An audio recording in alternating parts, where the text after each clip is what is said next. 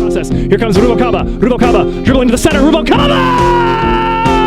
Haley dribbles her way through the player. Now serves across towards the far post. Arriving Cailin! Goal! Manoliliua at the edge of the 18. Touches it onto her right. Fires! What a save by Katie McLaughlin! Hey, will anyone get there for DVC? It's Yasmin firing! Turns, Plancarte! What a save by Megan Elms! Tied by the last defender. Valentine comes out. Noel drills the keeper. Levis! Goal! And that is a DVC victory!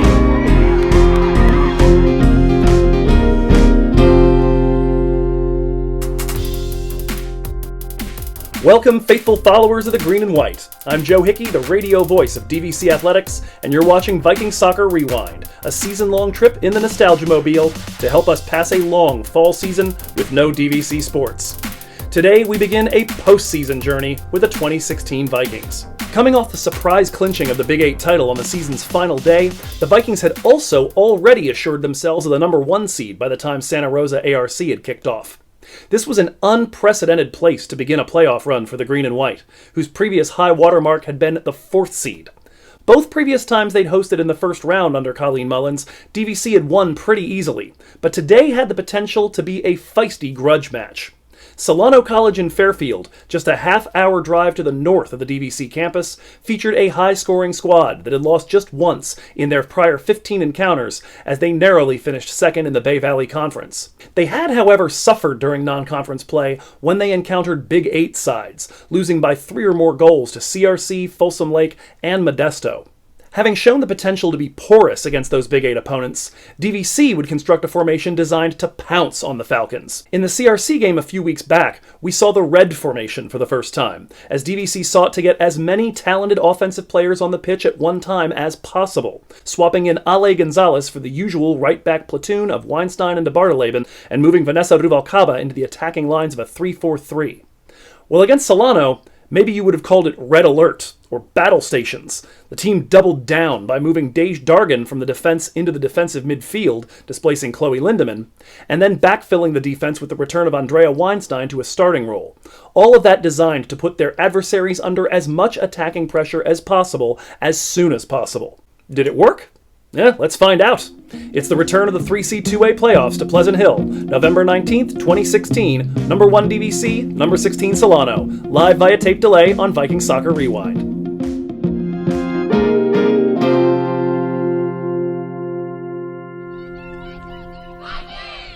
And welcome to Pleasant Hill, California, home sweet home, even if the home is currently blanketed by a slate gray sky and is a little bit mushy underneath. We have been getting rained on for most of the morning. It is still coming down right now. New experience for me here on VSRT. It's the first time in 3 seasons that we've had precipitation at kickoff for a match. Hoping that another couple of droughts end very, very quickly today. Namely, the fact that DVC have not scored a goal in the postseason in 3 years and haven't gotten a win in the postseason in 5. They are in great condition to do both those things today as they take the field. Dwight Maloney at midfield getting us underway. The ball controlled by Solano in the all-white kits with the blue Adidas markings on them as they get rolling here on the right side. The ball in their possession to begin today's encounter. Working down the right wing. The ball forward immediately for the center forward, Cailin Herrera. She gets that under control here. Jessica Jaime trying to stop it. We'll get you the lineups in just a moment, but of course DVC renowned for their quick strike offense in the early moments of matches this entire season, really. As the ball is currently back with all Bay Valley keeper Michaela Marwick, who gives away a ball in the midfield to Vanessa Ruvalcaba, cut off by the arrival of the 16 Marina Wika. And early blushes spared. I was about to say with the ball in possession of the keeper, I had time to do the formations, but perhaps not. Now currently in possession of Annalisa Pena. Ball worked forward into the attack, and now drilled deep looking for Cailin Herrera. Can she get past Katie McLaughlin? No! Katie Mack out to grab that, puts it into the spectator stands. She's in the all-black goalkeeper kit. DVC, as they will be for this entire postseason, of course, in the all-green home kit with white markings, white block numerals on the back, and white DVC emblazoned on the front. Here's a looping ball towards the top of the 18-yard box, headed by Jessica Jaime, met now by Megan Malera. Neat little heel flick to put that in the midfield for Dej Dargan. There's one of the new things, by the way, about today's offense. Dej forward to Noelle Lemus, now drops it back back for Megan. Ball driven over the right side, looking for Cam Chan. Can she beat the number 5 Morimoto to it? Not quite. Morimoto manages to handle that. Drop back now to her teammate in the defense, rather. Forward now for the 22, who loses control on the slick surface. That is Juliet Ramirez. And out for a Viking throw. Really quickly, DVC starting the match today in the 3-4-3 red formation, but with one alteration to that. Dre Weinstein in the midfield, Dej Dargan displaced out of the center defense into the defensive midfield, and as a result of that, Chloe Lindemann to the bench for the first time actually all season. Here's a ball forward for Noelle Lemus. Lemus! Goal! Go, go, go, go, go, go, go, go, go, go, go, go, go, go, go, go, go! Noelle, Noelle, Noelle, Noelle Lemus! Second minute, Vikings immediately on top. Going to have to go to the video, which we're hoping to get quickly today, to see who looped that ball over to the left side, trying to get you the formations, and right off the bat, DVC in the back of the net. Lemus fed well on the left side of the 18-yard box, got herself turned, got the whole body around the back of it, and punched it across Marwick to put DVC on top 1-0. First goal since 2013 in the postseason. That was Kat Gentry when they were down 4-0 already against City College of San Francisco. Here's a nice cross into the 18, looking for Ruvalcaba. Mishandled by Marwick, but manages to push that over toward the 25 Grillo. Her clearance not terribly convincing. Rolled forward by Ale Gonzalez. Not quite able to stop it as Malera put into the midfield now for the number 3 Pena. She's got a head of steam working towards the center stripe. Banks that off of Megan Malera. Taken away here, though. Dej Dargan able to control that in the midfield. Forward for Ale Gonzalez, who's working on the left side of that 3-4-3. I still haven't gotten you the formations yet, and there's already a goal on the board for DVC. As Zoe Raymer stops Cailin Herrera. No foul given, and Herrera with her neon headband seems frustrated by that. She of 30 goals so far this season. Cam Chan in possession, forward for Ruvalcaba, refeeds Chan, leaking out the back. Chan in an onside position, comes to a stop at the right corner of the box, trying to find someone to feed. Can't, drops it back though to Ruvalcaba. Here's a cross to the far post, too deep for Noelle, knocked down by Ale, rolled into the center, Noelle, big save! Swing and a miss, Ale on the rebound. Manages to keep the ball? No, does not manage to keep the ball in play. The flag goes up, it's a goal kick. Either that or she may well have been offside at the moment of Noelle's strike. Won't really be able to tell when they take this, but another big opportunity here. Vikings up 1-0. Noelle Lemus now with 2 shots on goal. One of them already in the back of the net. The other one bringing a big save out of the Bay Valley Conference's first-team keeper. Marwick drives this to the midfield, met with the head of Megan Malera. Tries to push that to the right flank for Ruvalcaba. Well guarded by Morimoto. Rolled forward now by the Solano defense. Nothing doing. Clearances as far as Megan Malera in the middle, and now it's Ramirez coming through with it, the number 22. Just behind the center circle, rolls that into the midfield, and a nice 1-2 worked with Pena. Now trying to find Herrera leaking out. This ball's a little short, though. Jess Jaime will come up to get it, and I'll take a whack at getting the Vikings formation out. Now, intercepted by Pena, not just yet. Drop back now to the 24. I don't have one of those on my roster. I'll have to ask the Solano coach at halftime. Ball rolled forward as DVC take it again in the defense. Carla Ramos rolling this into the left wing in the direction of Ale Gonzalez. A little bit of shifty dribbling around the ex-DVC student, Lauren Williams. Forward now actually pushed back into the midfield for Dej Dargan. Megan, over to the right.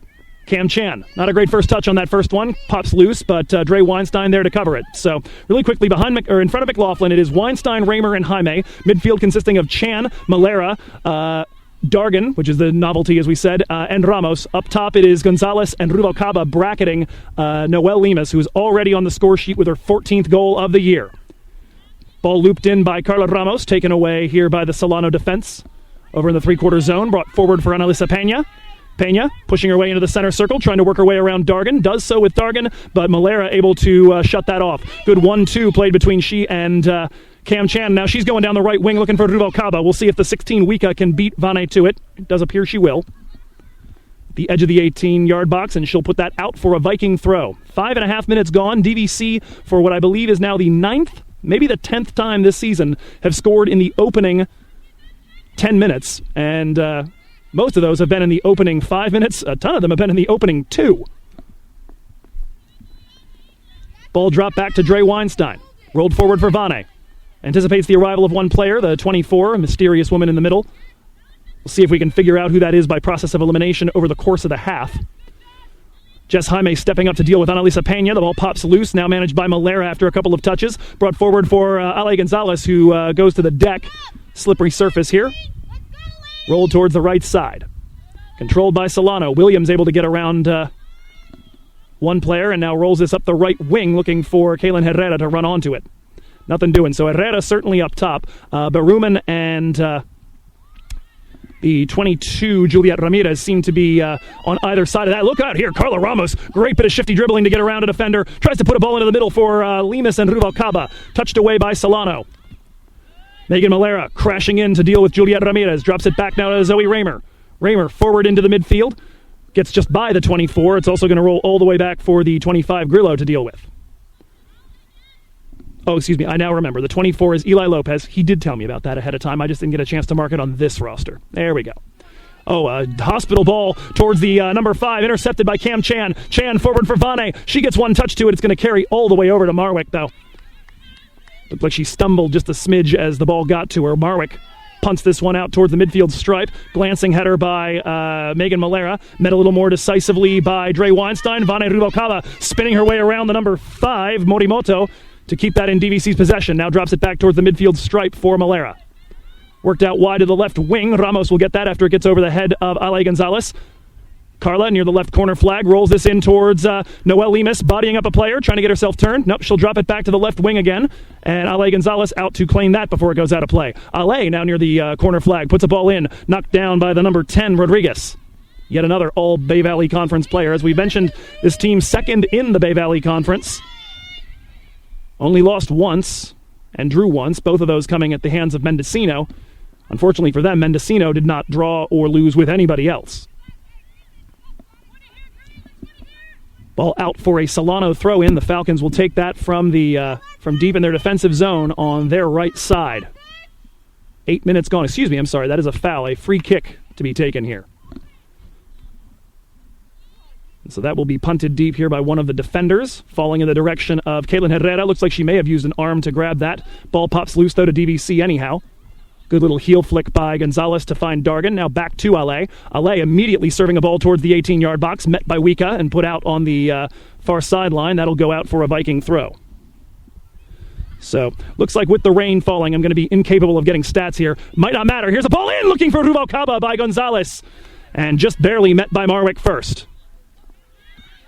I'll just have a really fun time listening to this entire game after the fact to see if I can get my statistics. Cam Chan working on Juliet Ramirez, continuing the pressure. Worked over the left side for Wika. Puts it over here to Morimoto at the near sideline, able to just barely hold the ball in play. Rolled into the midfield, met by Dargan there. Tried to push it forward for Lemus, intercepted though. Pena controls nicely, and now it's a hospital ball out to the wing for Ramirez. Met by Chan instead. She banks that off the number 10, Rodriguez, and out for a Viking throw-in.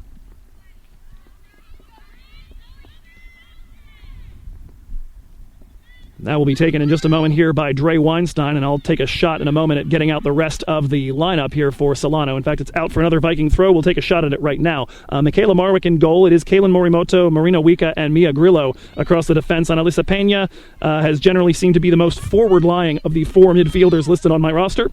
We also have Cindy Rodriguez, Ashley Williams, who may very well actually be playing more of a right-back role, it appears. As the ball's recovered here by DVC, Lemus sprays it out to the left side. Looks like Ramos is going to beat the defender to it. Carla! Just wide right.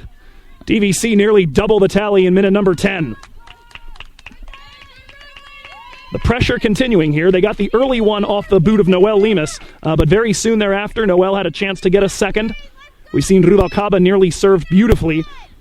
Just barely beaten to the ball by Marwick. And here's another goal kick that is nearly going to find Chan, who has done some great work down the right side. I think she may well have been the one who fed the ball forward for Noelle earlier. Dre Weinstein cutting off an attempted pass. That's going to be claimed and looped forward for Vanessa Ruvalcaba. Vane, nice little lean and then a run to the left to beat a defender. Tries to bring that forward. Grillo intercepts, and Vane commits a foul trying to recover it.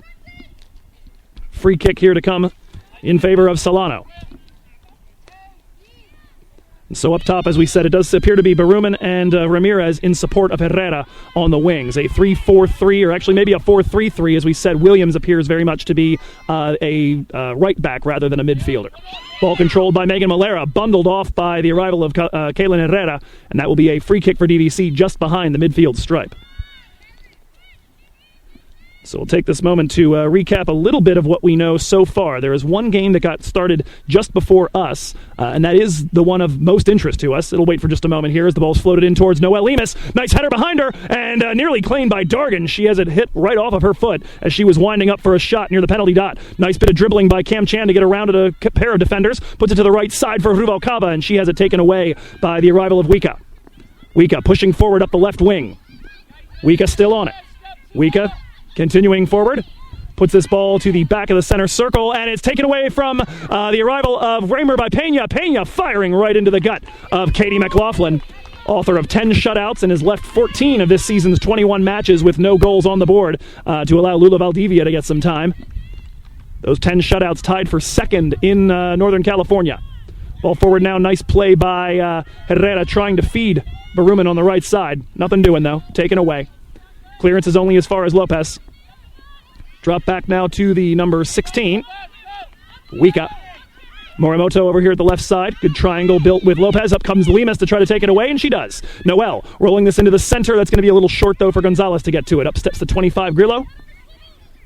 Dargan, though, will intercept her ball forward for Rodriguez. Played out to the left side in the direction of Carla Ramos. She does well to defend that. Uses her body to keep Baruman from getting anywhere near it.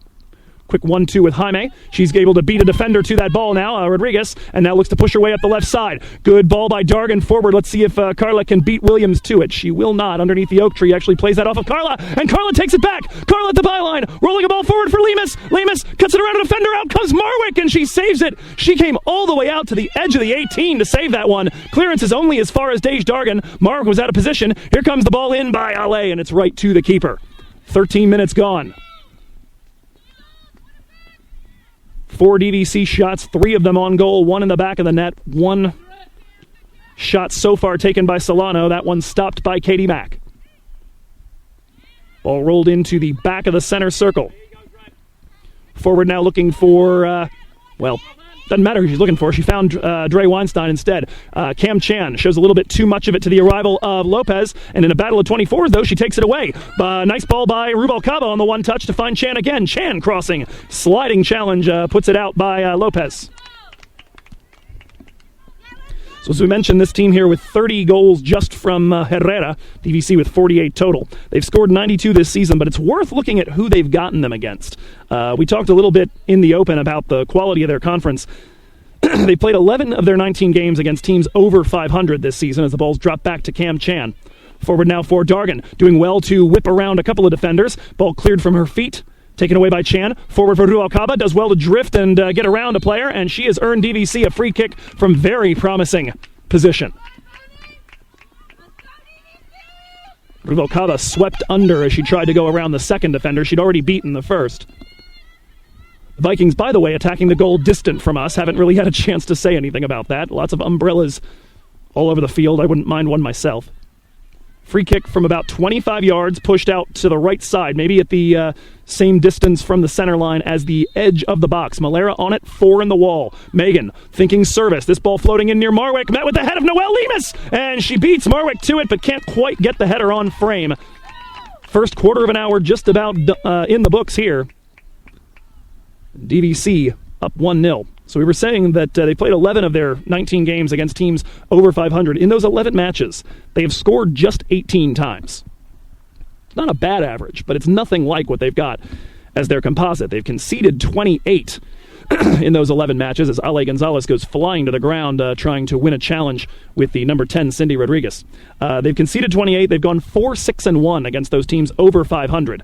So ball forward looking for Noelle Lemus. She's going to beat everybody to it, but she's offside as she tries to feed the arriving Vanessa Ruvalcaba in the center.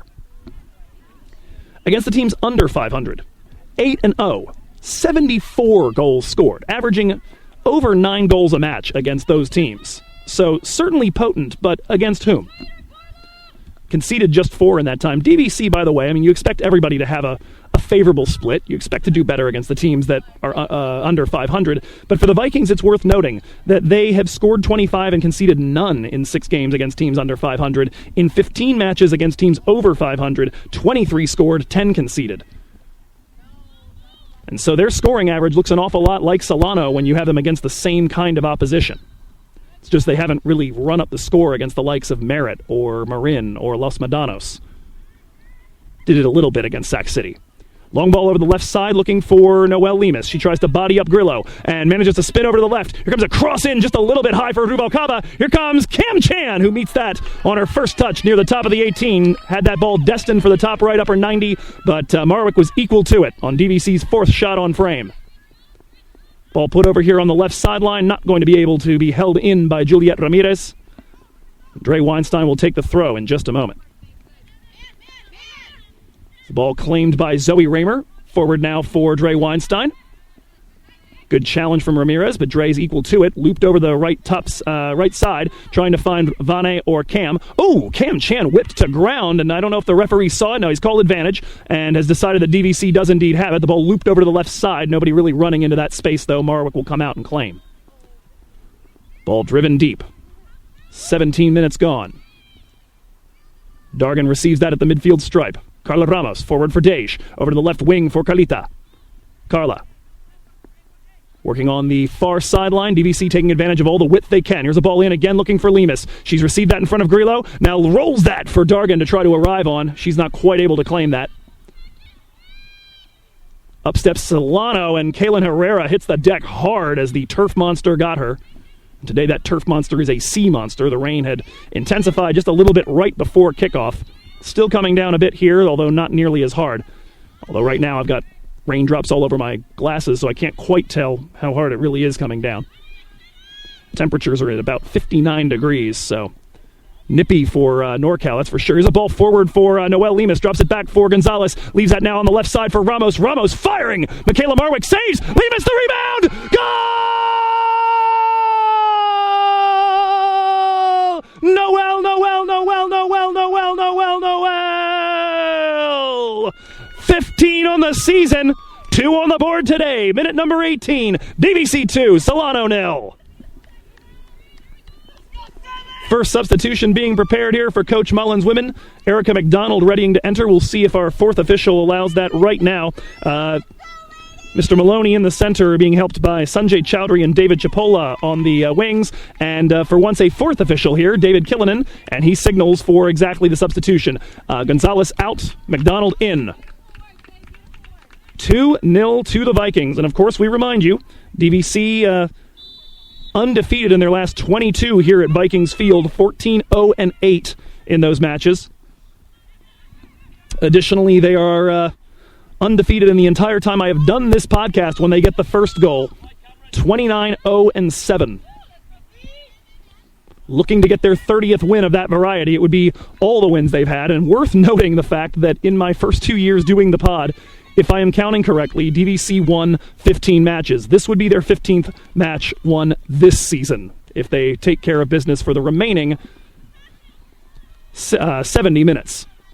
Ball claimed by Cam Chan over on the right side near the corner flag. Dropped back to Vane Ruvalcaba in the midst of 3 defenders. She won't get through all of them this time.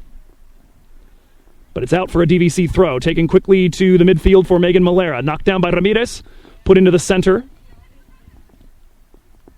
Solano able to claim that and deal with it in the midfield. Rolled forward for the 10, Rodriguez, under pressure from Malera. She whips it forward. Looks like that hit the hand of Zoe Raymer, and the official has let it play as Solano have it. Nice diagonal ball here by Herrera. She's found Pena looping out over the left side, and look who's back there in the midfield slot. So used to seeing her press forward as a forward, Erica MacDonald dispossessing the Solano player. Here's the throw in, though, straight to Herrera near the right top corner of the box. Drops it back for a teammate. Here's Herrera trying to shoot. Blocked by Jaime, still at the edge of the 18-yard box. Knocked away, and now it's Ramos and MacDonald working on it. Taken away, though. Solano working the ball forward. Herrera trying to loop this over the top, and that is going to go over Katie Mack's goal. First shot off target for the Falcons. And the rain definitely intensifying now. Either that or it's been coming the entire time from the direction over to my right, and now that I'm finally looking to the left, I'm seeing it. Or feeling it, I should say, on the right side of my increasingly ample playoff beard. Long ball driven into the midfield. Dej Dargan back to meet that. She's at the back of the center circle and works that through the arrival of Eli Lopez, but her pass is intercepted by Ramirez. Works it over to the right side. MacDonald looking to close up Baruman. Worked over to the right now for Lauren Williams. She presses forward as Solano already in desperation mode, just 20 minutes in. Jessica Jaime clearing a ball from the left wing. taken by the number 10, Rodriguez. The raindrops definitely getting bigger. This is going to be a challenging one to even see as we get further and further into the match. Need some windshield wipers. Here's a ball forward by Annalisa Pena. That takes 2 skips and is right into the arms of Katie McLaughlin. Nobody moving quite fast enough to do anything with that. Solano with a pretty brutal start to their season in general. They had 4 straight losses, all multi-goal losses to Cosumnes River, Folsom Lake, City College of San Francisco, and Evergreen Valley. But since then, they've been 12-2-1. And there was a 6-0-1 stretch in particular that was pretty nice. Wins over Lassen, who are now actually our number 11 seed. Here's a shot from distance, by the way. Wide right. Coming off the boot of Anissa Baruman. That coming from about 27 yards away, but a little bit wide right coming from the right side. Couldn't quite pull it at the near post. Tough to tell if she thought she saw something there.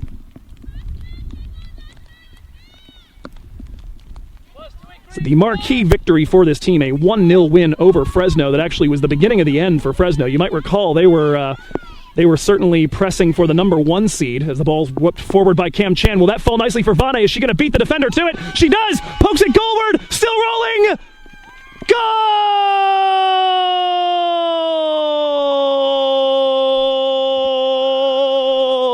Vanessa Ruvalcaba!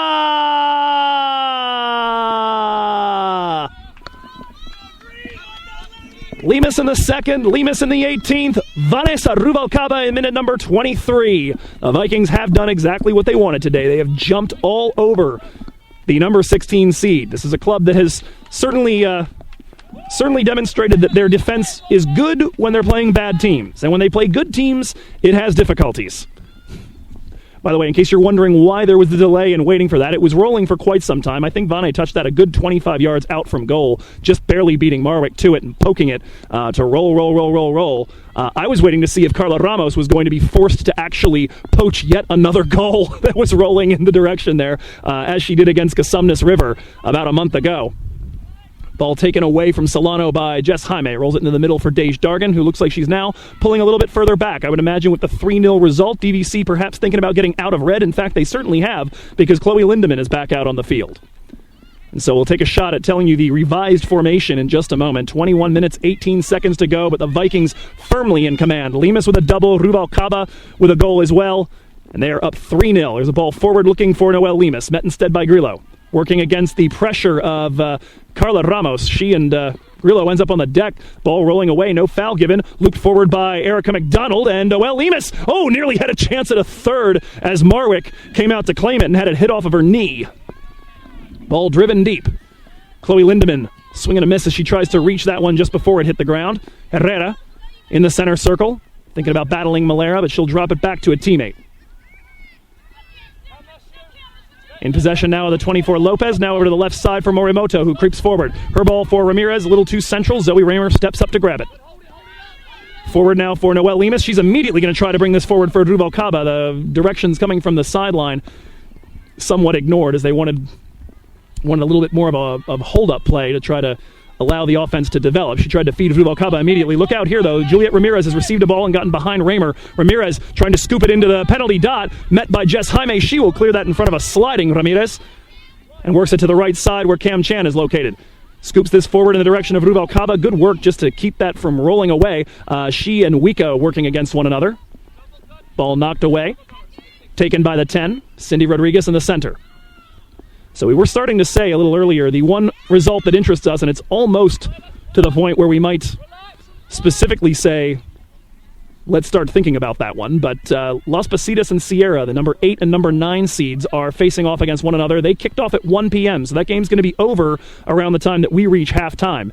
At their halftime, it was 1-0 in favor of the Wolverines. And you'll never guess who got the goal. Her third of the season, presumably off a free kick, was Jamie Goodwin. Solano working forward. Look out here. Annalisa Pena puts it behind Ramirez. And there is frustration here. So the frustration coming from Coach Lobbin says it's pressure, cover, balance, not back off, go to the ball. A little bit of difficulty there defending against a straight up the gut run by Annalisa Pena. Substitution time here for the Vikes. Ale Gonzalez back in. Vanessa Ruvalcaba comes off. Tasha Stridiron also in, and Chan is off. So Gonzalez and Ramos bracketing Noel Lemus up top. Looks to be Stridiron, Lindemann, and I believe Malera in the midfield. And then it's Raymer, Dargan, Jaime, and MacDonald. Might still be a 3-4-3. Shot from distance. Look out. That is just wide or high. Tough to tell from this angle with raindrops all over your your corrective lenses. But either way, it does not actually wind up on frame. Would have had Katie Mack beaten with that if it had actually dipped. If I'm not mistaken, still yet to see a substitution for the Falcons. 18 minutes, 22 seconds, now 20 seconds left to go in half number 1. Vikings leading 3-0. Lemus, and Ruvalcaba. The usual suspects as it works out. It's the 9th one on the year for Vane. Long ball met on one hop with the head of Ale Gonzalez, trying to flick that forward for Stridiron to run onto. He's actually playing very far forward right there. Overlap from the midfield. Up steps MacDonald and punches the ball into the midfield. Met there by Eli Lopez of Solano. Drop back for a teammate. Now looped over here to the left wing in the direction of Juliet Ramirez. She and Raymer working toward it. Zoe will beat her there, but can't keep her clearance in play. Throw in to come here for the Falcons. So we're starting to say here that against really good Big 8 opposition, the only 3 common opponents these two teams had is that they faced Folsom Lake, Cosumnes River, and Modesto during non-conference play, and it was not a happy story for them. They closest they got to victory in any of those was losing 5-2 to CRC. They lost 5-0 to Modesto and 6-2 to Folsom Lake. Certainly showed the ability to put some balls in the back of the net, which admittedly DVC did not against Folsom. Look out here as Herrera claims the ball over on the left wing. Raymer back in position, tries to dribble it through her, and does. Dargan stepping up to claim it, and the ball looped in. Katie McLaughlin will grab. But that's 16 goals conceded in 3 matches against those teams. DVC, of course, since they're in the same conference as those 3, played them twice each, and in 6 matches conceded exactly 1 goal. And that one, too, the Golden Boot winner in the Big 8, as the ball's whipped forward looking for Carla Ramos. Out comes Marwick to claim it. Gonzalez and Ruvalcaba getting ready to come in as substitutes as DVC look to conduct this scoreless to halftime. Little more than a quarter of an hour left. Erica MacDonald not quite able to hold the ball in play. Throw in to come here for Solano Community College. Dropped back into the defensive midfield, and here's a hospital ball that's going to be intercepted by Ale Gonzalez. She looks to get through the next line of defense. Mia Grillo took a little bit of a blow and ends up on the ground. Nothing given, though. Rolled into the center circle. Claimed there by Pena, and now Chloe Lindemann getting stuck in. Of course, Lindemann here coming off the bench for the first time in her Vikings career. Ball forward, scuffed by Raymer, but it's cleaned up by her teammate. Stridiron will hold this here in play on the right side, rather. Rolled forward for Lindemann. Good 1-2. Works that in the direction of Ale Gonzalez. Does well to let Wika over hedge on that, and now tries to dribble her way into the center. Here's her ball forward for Lemus. One touch over to Stridiron. Stridiron gets around a defender. Puts a cross into the 18. Met by a Solano defender and cranked deep. Arriving Erica MacDonald. She looks to push forward from the midfield stripe. Emac rolls that under a defender. Finds Ramos leaking out on the left side. Here comes a cross in. And that is going to wind up out the back without a touch.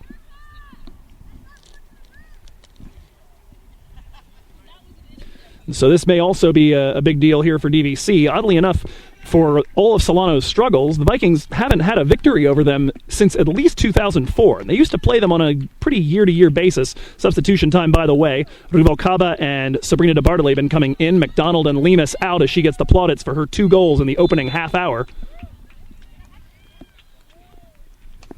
I'll be repeating them over and over again because I have no way of writing any of this stuff down right now underneath the rain, although it has considerably mellowed at this point. Maybe there's some hope of me drying off a bit at halftime. Ball in possession of Solano for just a moment over at the midfield stripe. They lose it, though, out the far sideline. Throw in to come for DVC. Jess Jaime stepping up to get that. De Bardeleben stepping into the right back position, by the way. Carla Ramos trying to work through a defender. Not quite able to get through them, but the ball's out for a throw. Here it comes looking for Ruvalcaba. Up steps Grillo, and she'll take that away. Clearance is as far as Jess Jaime. Never mind about the rain calming down, by the way. It's all over me again now. Stridiron's got it in the midfield. I should say the three-quarter zone. Gets that to Ale Gonzalez. She is hitting a shot looking for the top left corner from about 25 yards. Had a little bit of hook on it, just not quite enough. Out for a goal kick.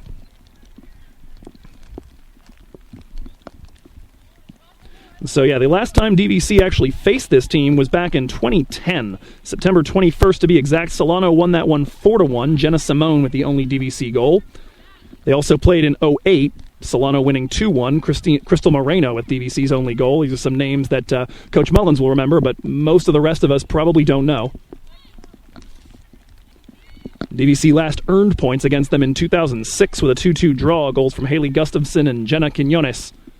Comes a ball lofted in from the left side by Ramos. Ruvalcaba chested down, trying to get herself turned and wound up for a shot. She's surrounded by defenders and looked for a moment like she was going to work through them. Now cleared from just in front of her by Mia Grillo, who has been Solano's woman of the match so far. She and Marwick trying desperately to keep this from being any worse than it has been for the Falcons so far. Ball controlled here. Ramos dribbles through a defender. It's out after a touch and I believe a corner kick. First of those we've seen today. We've mentioned a number of times DVC quite dangerous off of these, particularly with Erica MacDonald and Vanessa Ruvalcaba. It does look like Megan Malera is going to be the one to put in service here. The Vikings trying to pack the box here, see if they can get a fourth before halftime and feel good about putting this one to bed and focusing on Tuesday. Malera to take this from the left. In-swinger with her right boot. This is arcing nicely towards the near post. Takes a hop, and it's going to get all the way over the top of Zoe Raymer. She's back to try to claim that at the right edge of the box. Poked away by a defender. Still on it, though, is Zoe. Zoe trying to roll this into the 18. Claimed there. Chloe Lindemann trying to hold it in for DVC. Banks that not off of a defender, and it's going to go out for a Solano throw. 12 minutes, 22 seconds to go. Here's that throw. Met with a head just in front of Ale Gonzalez. Comes to Megan Malera, though. Megan hoofing it forward, looking for Vane. Chests it down. Vane trying to get turned. Ruvalcaba! Goal!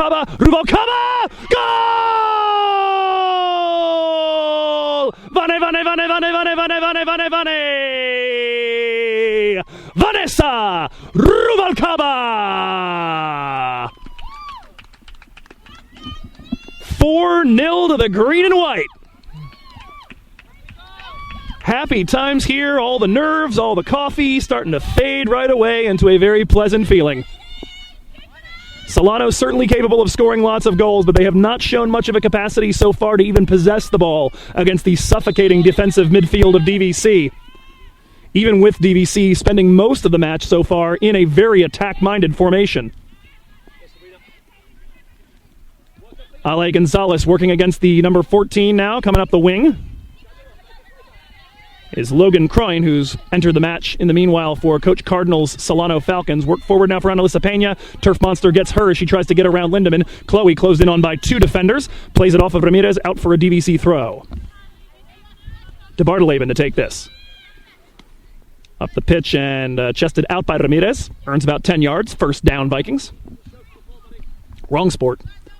That, by the way, though, also going on for DVC Vikings Athletics as DeBartoleben cranks the ball deep. DVC football in the State Center Bowl today against Sacramento City.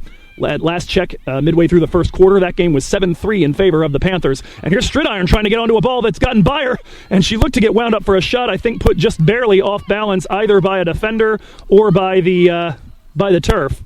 And it goes well wide to the right side, but good aggressive work there from the number 21 in green.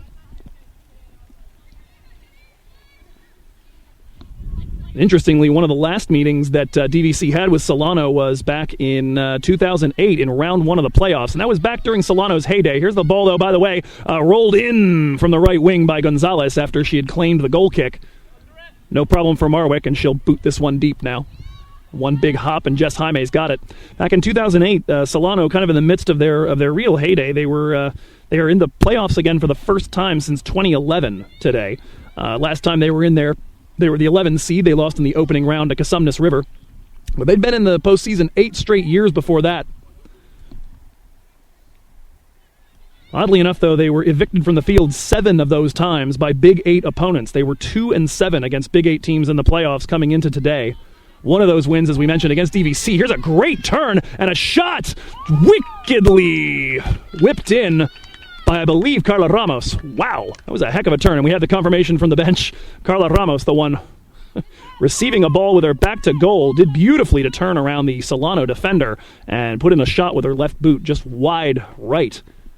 Marwick trying to track that, and not quite, wasn't quite going to be able to reach it, but it didn't end up mattering for her. Interestingly, the last 3 times Solano have made the playoffs, 2009, 2010, and 2011, they left the field as a result of losing to Casumnas River. All 3 of those. I know how frustrated I get just seeing Casumnas River. I can't even imagine getting evicted from the playoffs 3 straight times.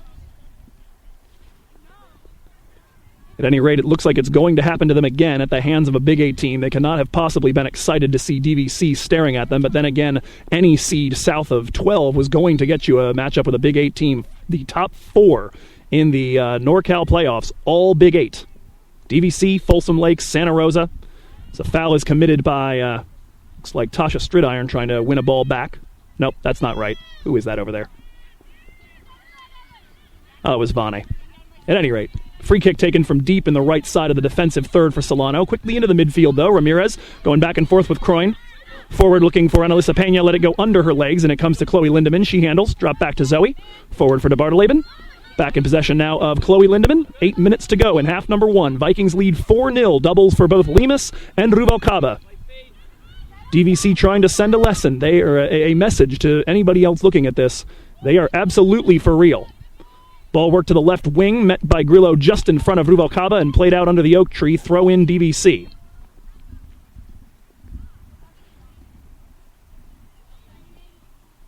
That'll be taken by Ramos in just a moment. Bouncing to the chest of Tasha Stridiron, and the rain, if I'm not mistaken, has finally stopped for a little bit.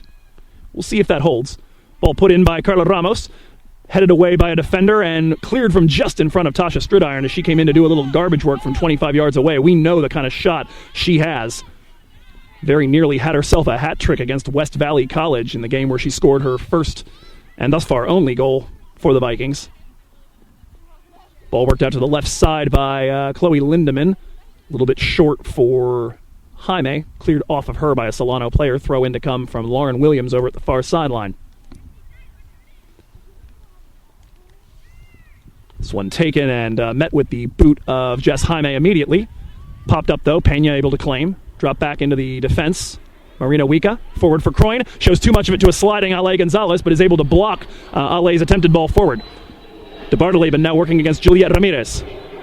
Juliet forced into retro. Good stuff by Sabrina. Pokes the ball away from her. Both of them now back chasing. Juliet comes to a stop. Drops it back for Croyne. Nobody really on her. Tries to put this down the left wing. DVC looking to restrict outlets. And that ball for Cailin Herrera is going to fish her from an offside position. Free kick DVC to come here.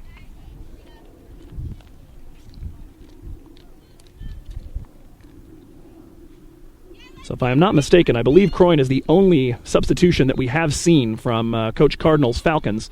DVC have rotated a few folks in and out since that initial interesting 3-4-3 formation. Ruvalcaba, great ball with the outside of her boot towards the left side for Carla Ramos. She's got that at the left wing near the corner flag, now dribbling in, entering the 18-yard box, skips around one defender, Pena coming back, and she'll drop it for Chloe. Lindemann ramping up a shot that is going to go just wide. Marwick at full stretch, but it whistles about 2 or 3 feet wide of the left post.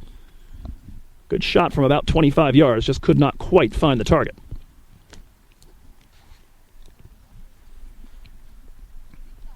And so as Marwick goes to chase that, we'll get out the cell phone real quick with the rain not currently falling and see if we can get some manner of update for Sierra Las Positas. As we said, that was 1-1 at the half.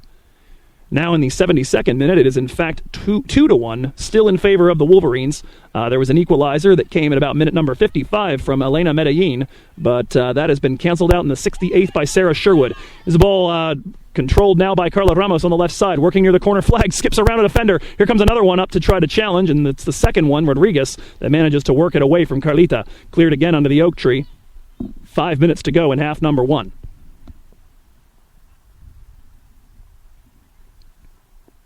So we'll try and get you some scores from around Northern California, no longer scores from around the Big 8, although so many of them are Big 8 teams. Here's a ball in from the left side by Carlita. A little bit long and too far back for Ale Gonzalez to get there. Sabrina DeBartoleben coming way forward, working on Juliet Ramirez to try to take that away in the DVC offensive third. Ball is cleared finally. Herrera playing hold up against Dej Dargan. Drop back now to a teammate. That is Rodriguez at the midfield stripe. Haven't really seen a whole lot from Rodriguez. Got 3 goals this season, but 10 assists.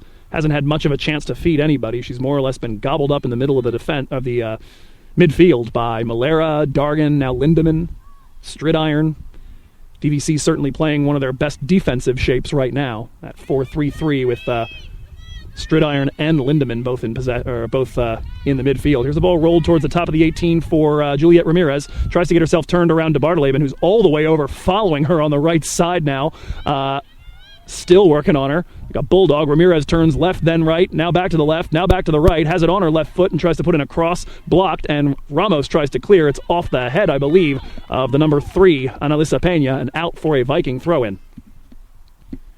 See signs of a substitution to come. I think that's the number 6, Sofia Ordonez, getting ready to enter.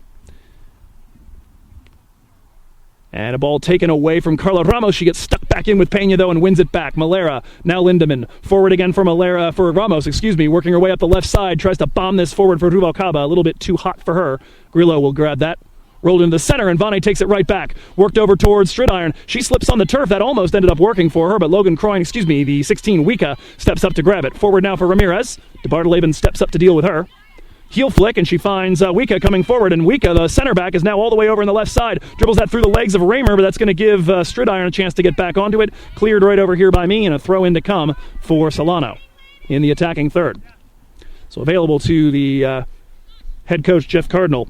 He's also got Heather Walsh available, Grace Stott, Sofia Ordonez, who's about to come in right now, and she will enter in place, it appears, of, I think that's Peña or maybe Baruman. Need her to turn her back to me so I can tell. And that is Baruman, indeed, coming off the pitch. And it looks like a like-for-like swap as Ordonez immediately stations herself up top and receives a throw-in from this side from Ramirez. Doubled up quickly by the DVC defense. Gonzalez takes a whack to the face. She's happy for the foul, but I think wants to know why the elbows up from the newly inserted Ordonez wasn't a yellow card. She is going to get a talking to from Dwight Maloney in the center as the clock ticks down towards the 2-minute mark where it will stop. We were saying also available Heather Walsh. We've seen Croyne, Grace Stott, another defender, Ariana Martinez, another forward, as well as their other backup goalkeeper, Gabriela Martinez, and 2 other defenders, Denise Hall and Sochi Magallon. Ball in control of the Vikings as the clock stops actually on 1:53. Rolled forward by Jaime in the direction of Stridiron. She sees the streaking Carla Ramos coming up the left. She beats Williams to it. Still Carla comes to a stop. Drops it back for Stridiron. Stridiron firing goalward, but that's going to be wide left and out for another goal kick. For Coach Mullins, she is without Maya Himmel today, unable to participate, still in the concussion protocol. We've seen Chloe Lindemann already enter. We've seen Erica MacDonald in as well. Stridiron also. She's additionally got Lula Valdivia, Marlene Huerta, Carly Andrade, Maria Winder, Hannah Lewis, and Alex Rodriguez. We've generally seen the usual suspects into the match so far, with the exception of Himmel due to that injury.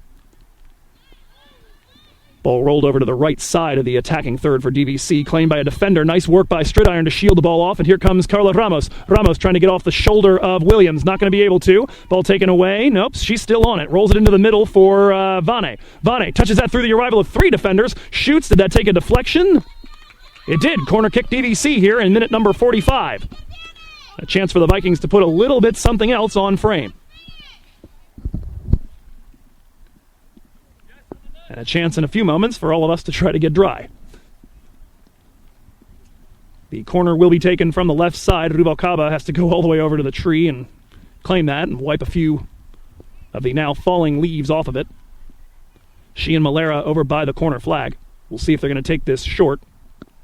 Peña comes over to try to guard against that. In fact, they'll take it into the midfield here for Jess Jaime. We'll see if Jessica's going to load one up. She puts a ball in. That's knocked down by a defender, still rolling around, trying to get to it. It's Gonzalez. Cleared a little more authoritatively. Comes to Sabrina DeBartoleben. Puts that off to the left side in the direction of Jaime. That's going to be claimed, though, by Ordonez instead.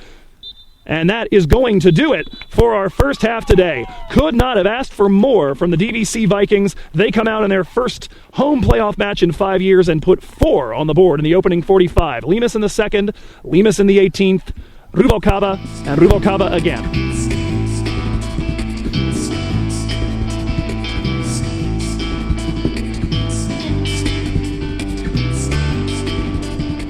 Welcome back to the year 2020, where we're feeling mighty fine. DVC leading 4-0 at the break on braces from Noelle Lemus and Vanessa Ruvalcaba. This halftime, we're joined by Vane, along with 2016 Super Sub and 2017 left-wing linchpin Erica MacDonald. Thanks for joining us today, ladies. Hi. Happy Hi, to everybody. Good to see you again. It's been a few years since you've each suited up for the green and white. What has life held for each of you in your time since DVC, and how are you staying sane with all that's going on these days? Well, for me, I'm actually staying in the green and white. I'm hoping to play at Sac State. I'm eligible to play next semester. Well, if there's a season, we got postponed until spring. So if there is, I will be able to play again there. So I'll be back in green and white. So everything's been kind of cool. We're gonna start training in the fall. It's gonna be like a summer. It's gonna be like a spring training. So that's all I'm looking forward to. This quarantine didn't really do much. Just keep playing. Let's say green and white, a little bit of gold, right? Oh, you're right. Yeah. And Yes. Eric? So since being at DVC, I transferred up to Oregon State and I played for a year, and then I got a foot injury that wasn't really properly cared for, so I kind of made the executive decision to stop playing. But I finished up school, I graduated in June, and now I'm just back home trying to work and just live life. And so we'll go ahead and get to what our viewers have been watching here. What, if anything, do the two of you remember about this particular game here against Solano's first playoff game at home for the green and white in quite some time, and a chance to kind of rep as the #1 seed? What was it like coming out as front runners? It was cool. I mean, definitely it's nice to kind of all play at home and just kind of have the confidence running. You know, we had a really great season, and just kind of keeping the momentum going was super nice. We had a lot of people out from what I remember, so it was just nice to play back at home with a great team and just keep it going. Yeah, it was the confidence thing. Like, I personally, my high school sucked, so we were never favorites for anything. So when we got there and we was playing, there was a lot of people. I remember it was a rainy day too, so there was a lot of people there for a rainy day, even just a home game for us. It felt cool because it felt like everyone cared. It has a really neat event sort of feel to it. And yeah, I remember the rain was a new thing for me. I'm sitting there trying to keep statistics, and my marker just keeps getting washed off my board. I'm like, uh-oh, this is going to be new. And now the team was obviously good at getting on top of opponents early on in games. I think for the course of the season, it was something like 9 or 10 times, maybe 11 out of your 26 games, there was a goal on the board within 10 minutes. And of course, they kicked it to a whole new level in this game, putting Dage into the red formation midfield. Vane, what did it feel like coming out in a formation with that kind of firepower? And it was cool. I'm an attacking player, so the fact that our game plan is to attack, it's dope because, like, when you're attacking, you have the ball. If you have the ball, it means you have control of the game. So for me, it was fun just because we were going to score. We had to. That was the goal. And I remember we did, and it worked. Every time we played it, we started off, it worked. We would score, then we would go back to our regular formation. So it was effective. That's what I liked about it. And Erica, did you get a chance to, at any point in a game, to play in that, or at the very least in practice to be in that part of the formation?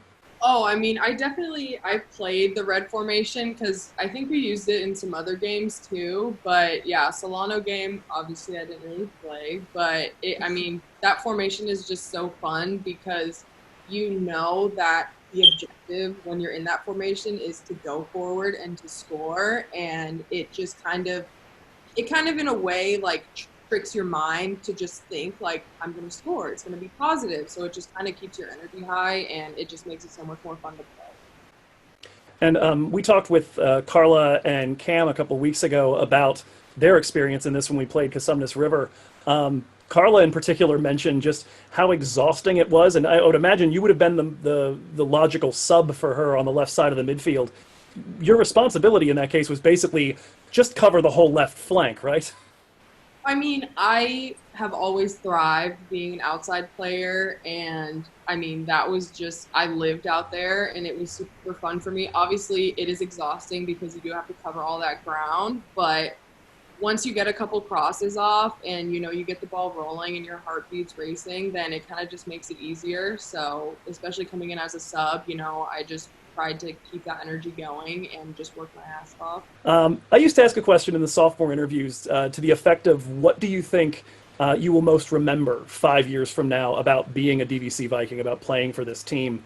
I never got to ask the two of you, and I know it hasn't been 5 years yet, but the heck with it. I'm going to do it anyway. What is the first thing that pops to mind for each of you when you hear the word Vikings? When I think of the word Viking, it just kind of takes me back and just, I don't know, it was just so fun to play there, and I grew so much as a player, and when I think of that word, it just kind of makes me excited. I met so many awesome people, learned so much, and it's just fun and competitive, and just fun. For me, it's when I think about like Vikings, it's like it was like the first real competition for me in a way. I didn't grow up in a good club or good high school, so it was cool. It was different. It was a lot different for me, but it did bring a lot of friendships that I didn't think I would ever have. I had a lot of people come into my life, and to this day, I'm still grateful for DVC, because if it wasn't for DVC that got us started to keep me playing, to keep me in school, I wouldn't be at SAC. So for me, it's like it was the beginning of something different.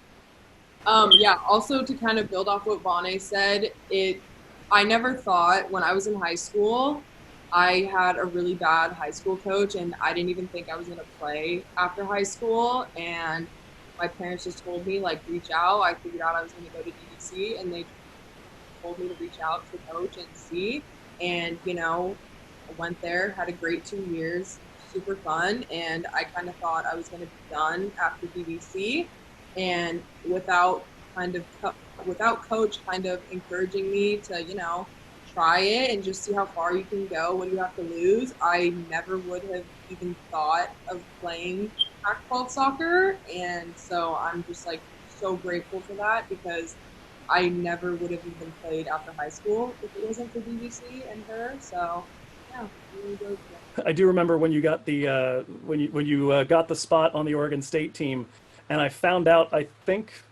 I'm not sure why, but for some reason by accident I stumbled upon the fact that you were on the roster, and I sent you a tweet and was like, "Hey, EMAC, hell is this about?" I remember that. You were like, "How come I wasn't the first to know about this?" And I felt so guilty. I was like, "Oh my gosh, you're right. Like, I should have told you instantly." I mean, your tweet was my favorite, because you said she went from wearing it like on her head to on her heart, and I was like, oh, that was like my favorite way to put into words. So I was so proud of y'all, and I can't wait to watch Vane out there with Sac State. Your games are available online, I think, so Yeah. we'll all be watching. You know that, whenever they happen. Exactly. So I've been taking this opportunity too to each of the players I've reached out to. Obviously, you know, you sprang to mind for me when I think of Viking soccer, and I thought I'd tell you a little bit about what I think of when I think of each of you. And so with Vane, it is without doubt the giggle fits that I would have on the sideline watching you beat like 5 defenders on the dribble. And it started, I think it started in the West Valley game. It was one of the very first ones. I'd never seen DVC have a player like that. And I was trying to describe what you were doing. You held the ball for a good 7 or 8 seconds longer than I thought you had any business being able to, and I just collapsed into giggles. And that was so cool. I was like, I thought I was becoming a professional, and this woman just wrecked me. And that was always amazing.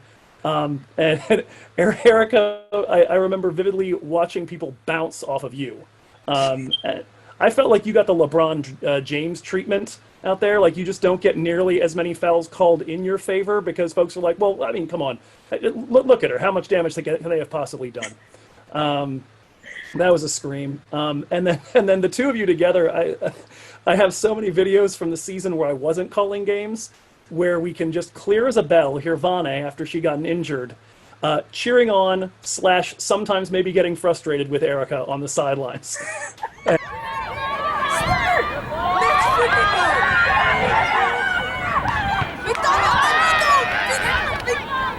I was the whole cheerleader that season. You absolutely were. You were the soundtrack of the second half of that year on the videos. Well, before we call it a day, do you have any shout-outs you'd like to do, old teammates, old coaches that might be watching? I would say probably my biggest shout out would have to just go straight to Coach, just because, like I said, she helped me so much, and she has definitely been one of the best coaches I've ever had. And I've had a lot of coaches, good and bad, and just all around, she kind of tops the board with just the way she handles situations and the way she actually coaches people. Just really, it sets her apart from the rest. Big shout out to Coach Alex, because he was the first left-footed coach I ever had my whole life. And first of all, he's insane. He's just such a great coach, and it just gave me more confidence having a coach who kind of thinks the same way I did, because I was very predominantly left-footed, and just having a coach who does everything with their left first definitely helped me a lot. So huge shout out. And obviously all my teammates, they were great. I have friends for life, and a lot of them, so not many people can say that. And definitely a huge shout out to you, Joe, because our games would not have been half as fun, half as exciting without you screaming on the sidelines and riding in the vans with us. You were really, for sure, obviously 100% a part of the team, and it wouldn't have been the same without you. It was a full immersion experience. Big shout out to you, Joe, for real. You made us feel like we were famous when you would call out our names. It felt like I was in the TV. Seriously. But I'll give shout out to Wendy. She's the one that helped me recover from my knee. She had my back the whole time. She was making sure I was okay. Even the season after, when I stayed there, the third year, she was always making sure I was good, giving me my massages. So big shout out to her. I'm better now, so it's good. Obviously, all the coaches, they taught us, they made us do what we did, try to keep it alive. It was still a fun experience. They made it fun. And of course, all the teammates that was there. Hope everyone's doing well. I know Zoe was going through some stuff with her knee too, so I can relate to her. So big shout out to Zoe. Knowing that she was in the same position as me is dope. All right, well, thank you, Erica and Vane. We appreciate you taking the time to come on the show today. It's really great to see you again. We are headed back to the field for the next 45 minutes as DVC look to manage and extend their advantage and lock down their first playoff win in 5 years. Back to Pleasant Hill on Viking Soccer Rewind.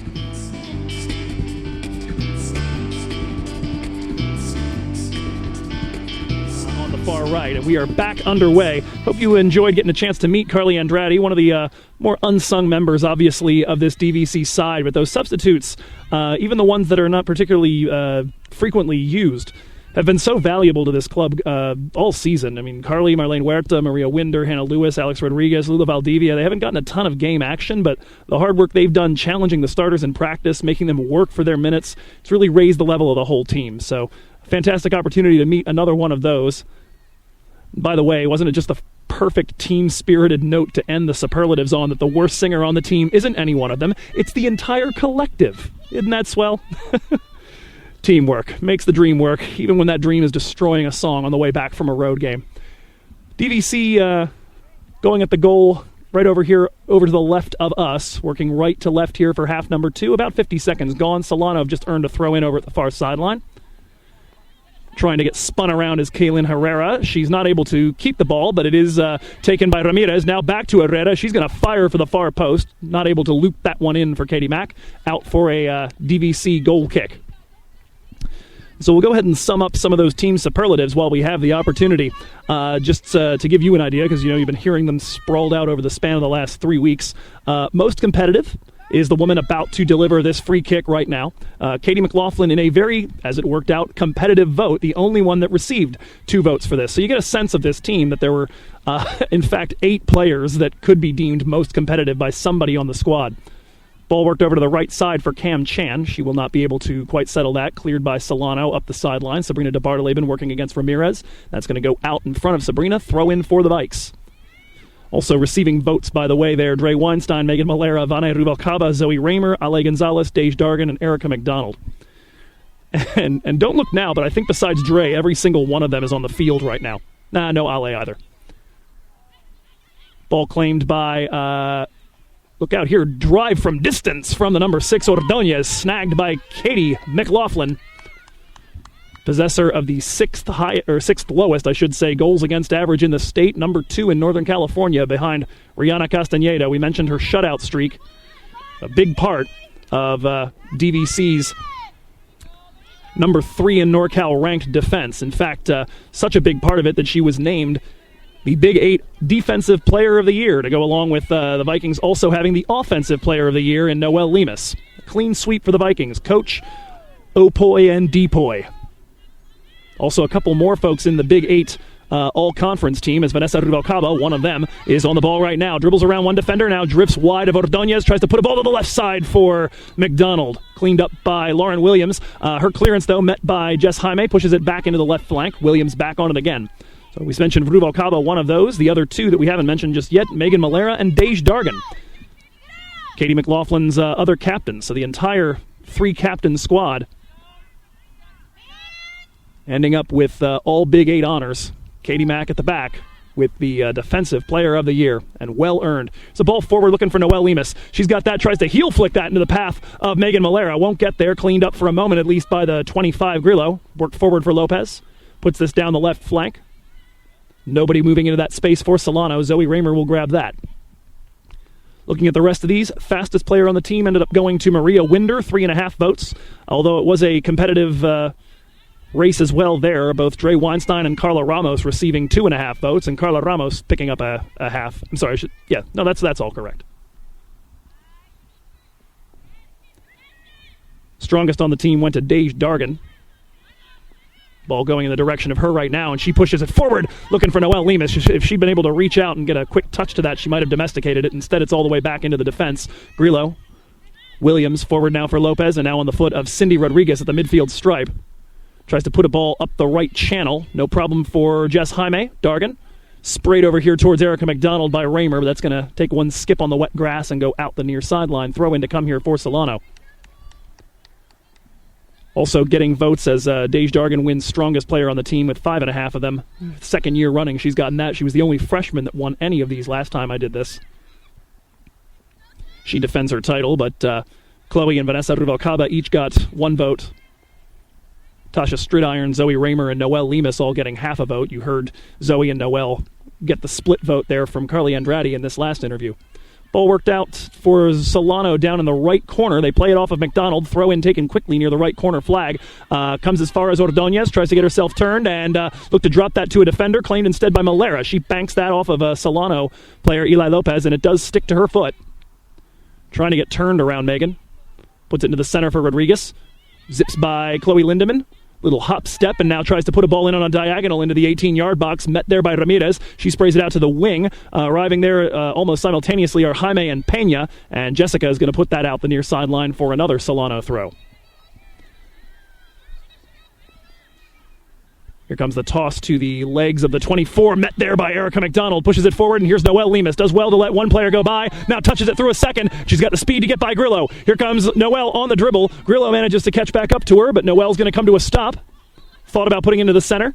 Heel flicks neatly as she was running to the left, and now a ball forward by Malera looking for Erica MacDonald. Lauren Williams tries to put her off. Turns out Emac had drifted just a smidge past the last defender, and that's an offside and a free kick for Solano. Lauren Williams will take that in just a moment.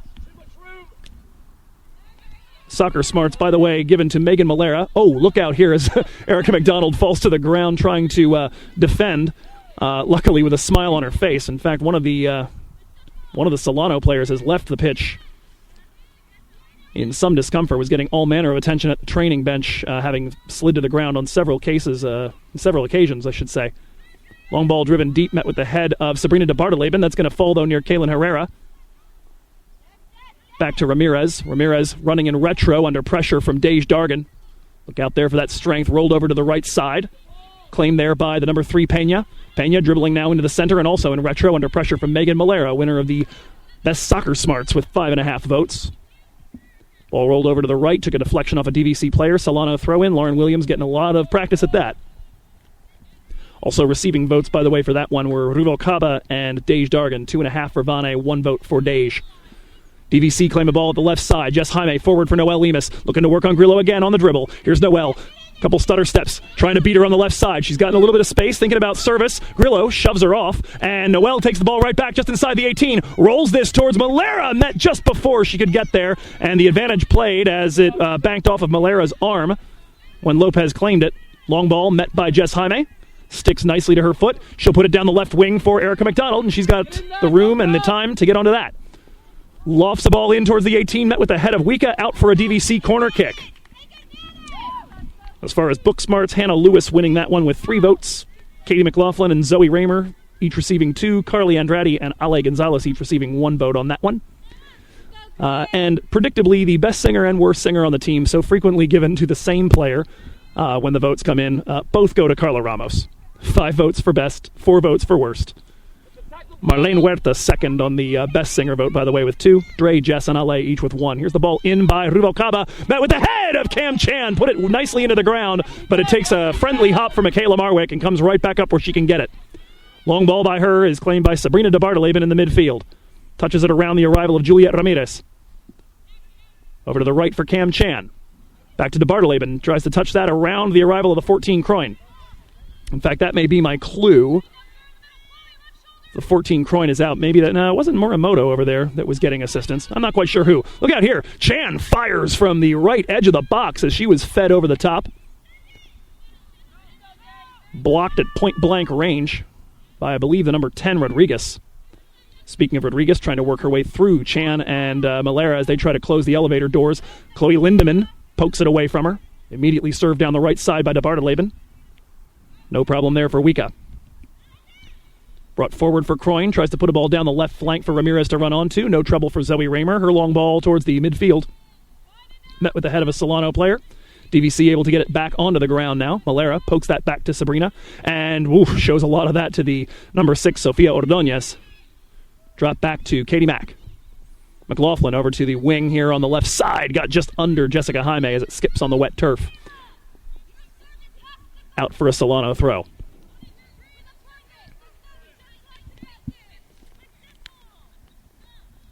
And so with that, we call our team superlatives to an end. We'll take some time to look around the bracket and around DVC Athletics in the remaining 35 and a half minutes to go in today's match. The ball in possession of Cam Chan as DVC switch the point of attack from the left to the right. Taken off of her foot by the arrival of Croin. Rodriguez going route 1 trying to find Herrera. She got the first touch to it in front of Dargan, but it pops all the way back to Katie.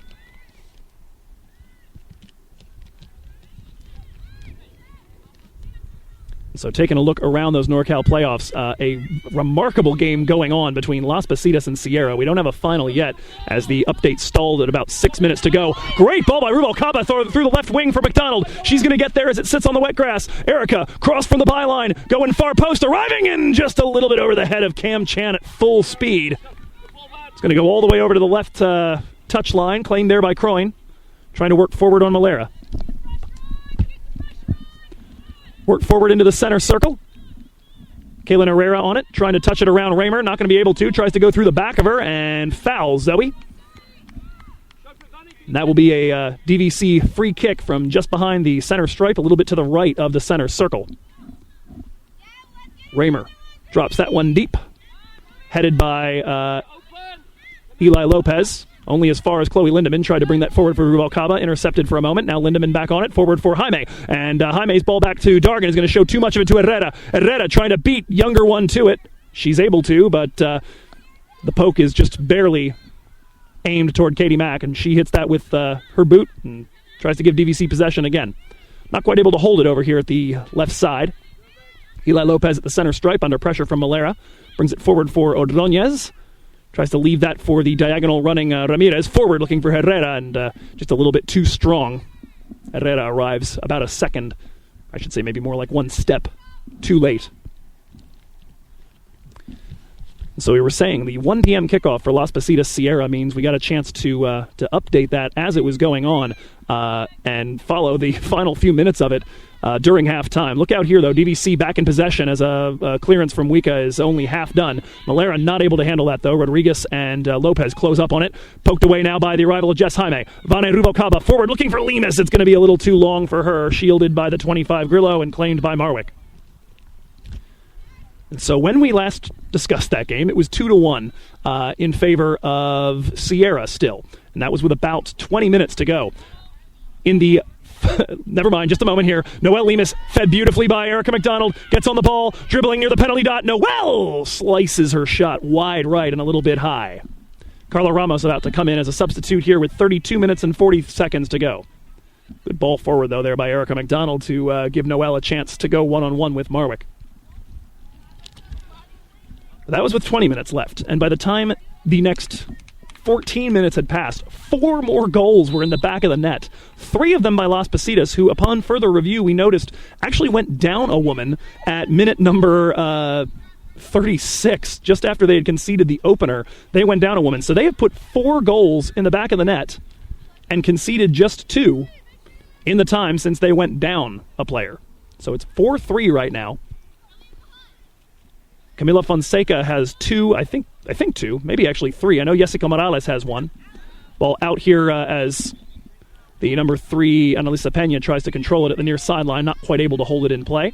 Be a throw for Jessica Jaime in just a moment. At any rate, if that one does manage to get through the final 6 minutes without any more goals scoring, the Hawks would be DVC's next opponent here at Vikings Field. Unless Solano do something very, very dramatic in the next 31 and a half minutes. And in that case, they would be headed to Livermore. But again, when you've had 4 goals scored in the last 16 minutes, no real guarantee that the next 6 are going to pass uneventfully. Ruvalcaba and Stridiron trying to hold on to a ball over here at the near sideline, not quite able to. Claimed by the 10, Cindy Rodriguez. Ball worked forward here for the 12, Cailin Herrera. Nice job by Dej Dargan to take that away, though. Drop back to Zoe, forward for Jessica Jaime, and the defense continues to deal with the threats posed by this Solano team expertly. Vane Ruvalcaba dribbling her way through Eli Lopez on just sheer verve and strength, and the ball liberated and comes forward here for Carla Ramos, trying to take that away again from Lopez. Still working on her, now drops it back to Williams. Look out as her opposing number 7 nearly does claim that. Aimless ball, though, into the middle, claimed by Chloe Lindemann, tries to push that by Ordonez, and Ordonez with a slide is able to work the ball forward for Ramirez. We're at the center circle right now. Ramirez working against Tasha Stridiron. Good work by the iron-willed Tasha. Ball forward for Ordonez. She takes a rip with her left boot, but her plant leg slips out from under her as she attempts to. Comes right to Katie Mack. So we'll take this opportunity with the ball very, very far away from the goal that DVC are shooting at. I'll see if I can find out if that game has gone final just yet. Ball in possession right now of Carla Ramos. She loses out, though, to the challenge of Rodriguez. Back to Williams. Worked over to the right side now for Rodriguez after a touch from Lopez. She has pressure coming from Ramos. Long ball driven deep by Solano. Zoe Raymer able to handle that. Her clearance, though, is only as far as Eli Lopez, but Tasha Stridiron nearly does win that one away. And it does appear, at least from what I can tell, I'm going to check the play-by-play in a moment, but it does look like that has gone final at 4-3. Of course, the cell phone not responding very well to me at the moment. Long ball driven in the direction of Juliet Ramirez, trying to work off the shoulder of DeBartoleben, and up steps McLaughlin under Sabrina's watch and claims the ball, works it to the right side.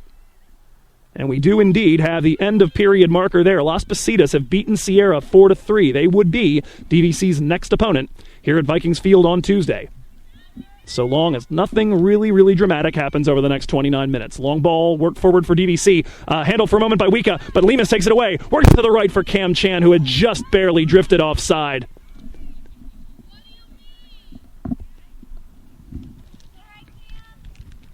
And so the Hawks of LPC, looking to book their ticket, they will either host Solano if something crazy happens, or they will be coming right here on Tuesday. It's worth noting here that for DVC's purposes, they've been spared a Big 8 matchup in their next match. We'll see whether they're going to get one in the one after that. It may well be the best opportunity. Here's a ball forward, looking for Lemus, works her way around Wika, dribbles around her, dribbles around the keeper, slides and tries to push it forward and can't get enough on the slide. Nearly had herself a playoff hat trick. Look out here, ball in by Chan, and it's flapped at by Marwick. Oh my goodness. I'll have to describe that for you in just a second. I thought the action was over. Cam Chan came screaming up the right side, got a touch to it, and pushed the ball back into the 18-yard box. She was swept under. Could have easily been a foul or a free kick there. They played advantage as Marwick got to the ball, punched it in the direction of Lemus, and then nearly gave up another DVC goal. Ball out to the left side now. The Vikings working again. Carla Ramos pushes it off of Lauren Williams, earns DVC a corner kick. Solano looking to make a substitution in just a moment, but that'll have to wait. Ruvalcaba coming over to take the corner. So the other two games that become of more interest for DVC now that this one is looking pretty good. Delta facing off against Modesto. That's the number 4 seed versus the number 13. That started at 2 p.m. No updates just yet, but we may have those pretty quickly on Twitter. The other one being the 5 versus the 12, Fresno versus Hartnell. One of those 4 teams would potentially be the opponent here a week from today. Ruvalcaba from the left side. Here comes the corner kick, met with the foot of Lemus. Pushes it over to the left side. Now drops this back for Vane. Vane gets around Grillo. Punches that off of Rodriguez, and another corner kick to come. Vane doing very, very well to use Grillo's momentum against her. Grillo was flying at her, trying to defend Lemus's pass back to Vane here at the left wing. So another opportunity here as Lemus is just not quite facing the right direction to do anything with the first service from Vane. Minute number 64. Here comes the ball floating in towards the top of the 6 rather. Headed clear by Wika. Arriving is Pena. Ruvalcaba working on her. Pena able to keep the ball in play and get by Vane, but now she's going to show too much of it to Jessica Jaime. Pokes the ball away. 2 other Solano players arrive, and with Ordonez's help, they do maintain possession for a moment. Now Chloe Lindemann trying to dribble that through another defender. Comes to Stridiron. Plays it out to the right side wide for Cam Chan. 3 DVC players waiting for it in the box. Here's the ball towards Lemus. She got a touch to it, but it's going to roll wide. Just did beat the arrival of the defender, Mia Grillo. Out for a throw, and it's going to be a goal kick, rather, and Solano looked ready to use the opportunity to put in a substitute. Mr. Chowdhury allowing the number 2, Anissa Baruman, to re-enter the match.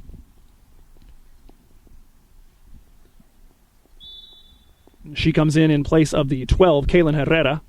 Looks like Ramirez is going to go central, and Baruman will flank her on the left with Analisa Pena over here on the right. DVC back in control of the ball here, a little under 26 minutes left. Cam Chan controls, drops it back for Chloe Lindemann, forward in the direction of Stridiron, taken away by the Solano defense there, work back to Wika. Forward and controlled by the newly inserted Baruman. Does well to resist the pressure. Ball up the gut now to the center circle for Juliet Ramirez. She tries to splay it out to the right side for the arrival of Pena. Overlap coming from Lauren Williams, and she is going to be fed. We'll see if she gets to that before Raymer. She does not, and Zoe does well to poke that straight to Carla Ramos. Ramos trying to take her on the dribble. Actually gets way too much of that last dribble and is going to push it anyway to Noelle Lemus. She's got Stridiron up the gut along with Carla. We'll see if she tries to serve her. Nope. Goes into the center for Tasha Stridiron. Out wide right for Cam Chan. Cuts it around one defender. Cam! Big save, Marwick. Nice opportunity to get that 5th that would certainly remove all doubt. Over on the other side of the bracket, DVC very happy to know they will not have to deal with Santa Rosa, Folsom Lake, or Cosumnes River until a potential final. That would, of course, be in Ventura, but FLC and Mendocino playing at 5 p.m., EVC and CRC at 4. The ball comes in here from Carla Ramos, met with the head of Baruman. Sabrina de Barteleben, though, will be the first to the rebound. Drops it to Carlita. Here comes her ball whipped in with the left boot. That one curling towards Marwick. Lemus not quite able to anticipate it. Busied with Grillo. Here comes the ball met with the tip of the toe from Ruvalcaba. She'll drop this back under pressure from Pena for Jess Jaime. Forced to punch that one in the direction of Stridiron without a lot of delicacy. Good pressure there coming from Pena. Cindy Rodriguez trying to work her way through Lindemann. Comes to a stop, starts working to the right. Ball forward, intercepted here after, ooh, look at that though. Lindemann and Ramirez end up colliding, and it's one of the first people I've seen come out okay on one of those. And Katie McLaughlin out to anticipate the arrival of Analisa Pena. A good bit of service from Ramirez after she had gone body on body with Lindemann. Usually that is not a fun process. I'm not necessarily saying Ramirez had fun, but she stayed on her feet, which on this field has been a bit of an achievement. A few of her teammates have been risking some pulled muscles just coming to the deck. One of them, apparently the one who was getting the attention on the training table, is wearing turf cleats today. Artificial turf cleats, I should say. Not a great idea if you want to get any sort of traction on a wet field. Carla Ramos taking the ball away from Lauren Williams. Rolls this into the center for Vane. Vane, first touch is going to go into the middle of the center circle for Tasha Stridiron. Up steps Grillo to try to deal with her. Stridiron dribbles around her. Now Eli Lopez steps up and helps. It's back in possession of Solano. Worked out to the left wing. That's where Sabrina DeBartoleben will claim it in front of the Solano player. Cindy Rodriguez gets in, pokes it away.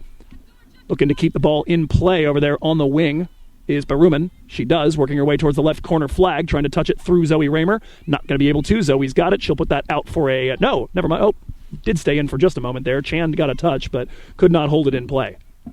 Halfway point of half number 2 right now.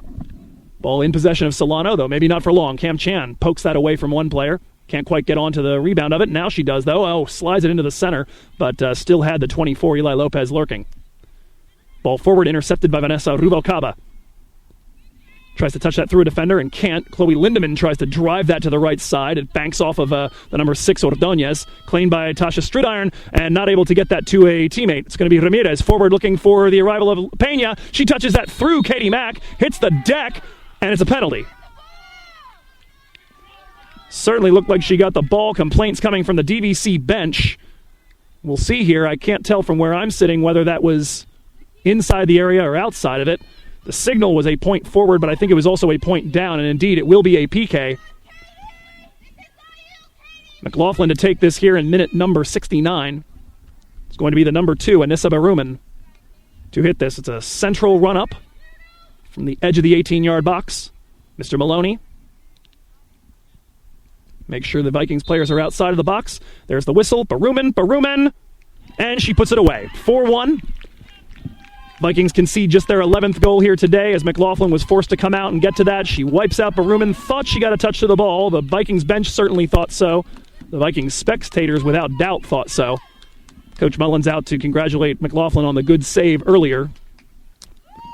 But at any rate, it is 4-1. Anissa Baruman scoring... well, I don't have that sheet anymore. I don't know how many goals she has this season. I think it's somewhere in the teens.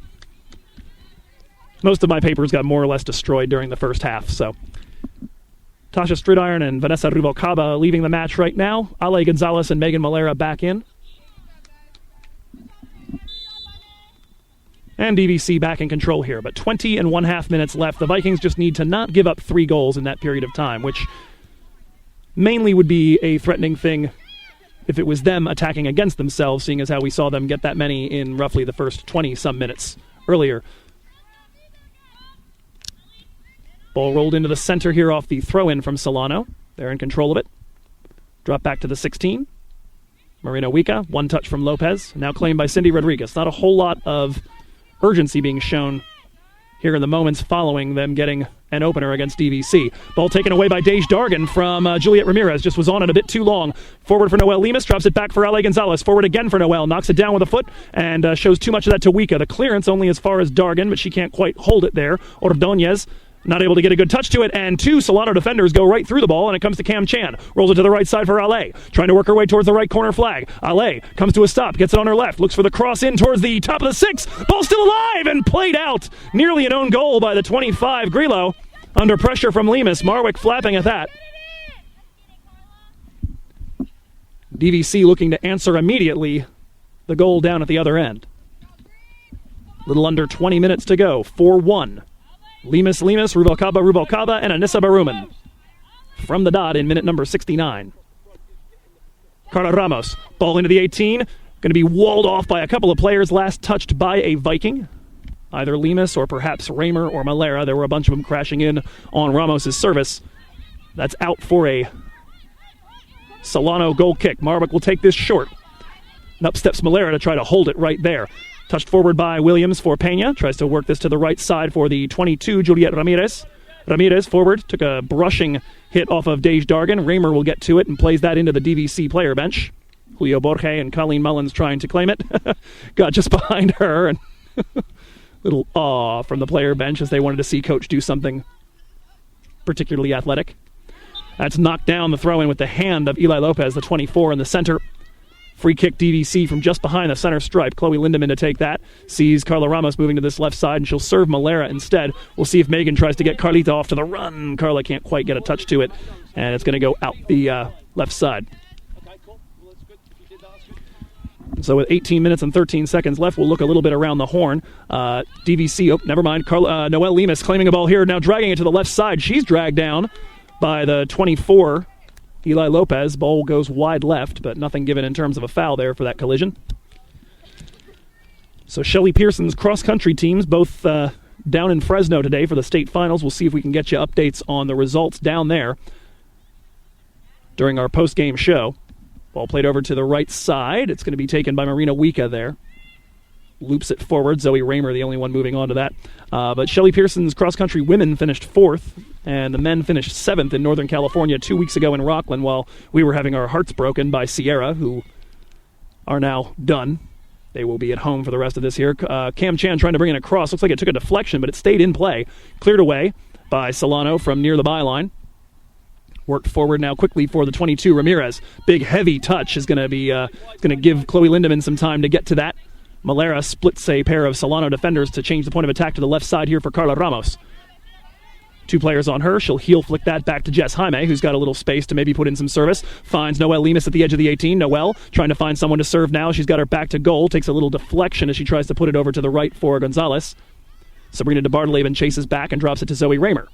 Zoe going route 1. That's going to go towards the left side now, drifting over for Carla Ramos to get there. Noelle Lemus all by herself, but Carla can't get enough on the service. Eli Lopez nearly showed too much of that again to Chloe Lindemann, and Megan Malera tracking back will take it away from Pena. Jaime, back to Raymer. Back of the center circle. Forward for Malera with a bunch of space. Don't let her get her head up. Or, do. Carla Ramos working forward now after being fed by Malera. Splits 2 defenders. Now works this into the 18-yard box for Lemus. We'll see what she's thinking about. Lets Carla Ramos come over and take it back. Now reclaims it after a deflection. Noelle! Just a shade high as she looks to complete her hat trick in minute number 74, excuse me. A little over a quarter of an hour to go in today's encounter. DVC 4, Solano 1. So we're saying both of those teams in Fresno, led by Ariana Corwin on the women's side, Syed Opayani and Ian Ryder.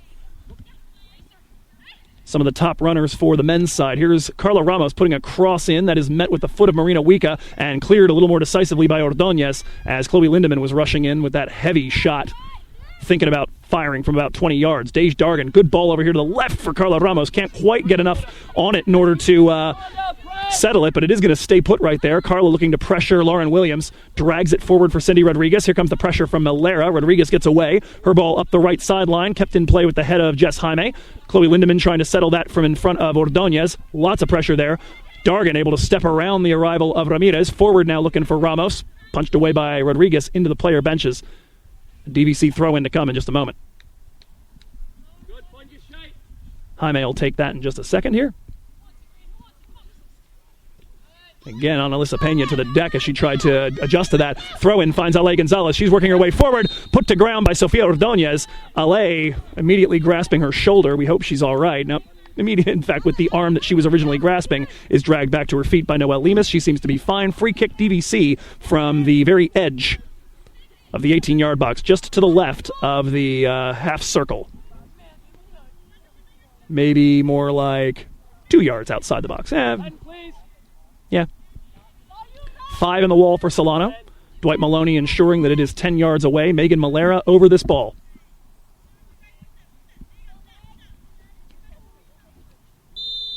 Malera. Here comes her run-up. Megan firing. That is on frame, and it's gotten through Marwick. Goal!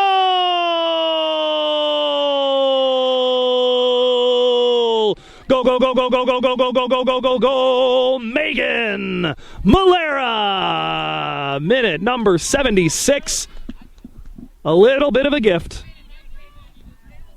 But after 3 years of suffering, after 3 years of DVC being unable to get on the board in playoff matches, we'll take any gift they want to give us. 5-1 your scoreline here, 13 minutes, 40 seconds to go. All 3 of DVC's freshman All Big 8 honorees on the score sheet. 2 for Ruvalcaba, 2 for Lemus, 1 for Megan Malera. And you'll get to hear from all 3 of them actually at halftime of the next matchup, which now appears to be DVC Las Pasitas. Coming up in 3 days' time, Tuesday, November 22nd, right here at the Vike.